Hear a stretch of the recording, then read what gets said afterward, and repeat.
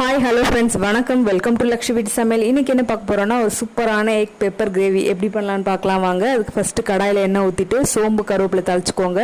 நறுக்கி வச்சுருக்க வெங்காயம் சேர்த்துக்கோங்க. கொஞ்சமாக உப்பு சேர்த்து நல்லா வதக்கிக்கோங்க. அது கூடவே நறுக்கி வச்சுருக்க தக்காளி சேர்த்துட்டு இஞ்சி பூண்டு விழுது சேர்த்துக்கோங்க. நல்லா தக்காளி மசிஞ்சு வெந்ததுக்கப்புறமா கொஞ்சமாக 1/4 ஸ்பூன் மிளகாய் தூள் சேர்த்துக்கோங்க. கரம் மசாலா தூள் சேர்த்துக்கோங்க.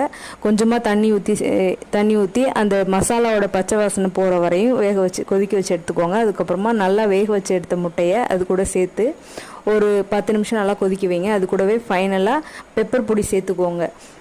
காரம் உங்களுக்கு எந்த அளவுக்கு தேவையோ அந்த அளவுக்கு பெப்பர் பொடி சேர்த்துக்கோங்க. பெப்பர் பொடி சேர்த்துட்டு ஃபைனல் டச்சாக ஒரு லெமன் ஜூஸ் கொஞ்சமாக புழிஞ்சிட்டு கொத்தமல்லி தழை போட்டு இறக்குனா சூப்பரான பெப்பர் கிரேவி ரெடி ஆகிடும். இது புலாவு கூட ரச சாதத்து கூட ரொம்ப நல்லாவே இருக்கும். கண்டிப்பாக ட்ரை பண்ணி பாருங்கள். ட்ரை பண்ணி பார்த்துட்டு எப்படி இருக்குன்னு சொல்லுங்கள். என்னோடய வீடியோ பிடிச்சிருந்துன்னா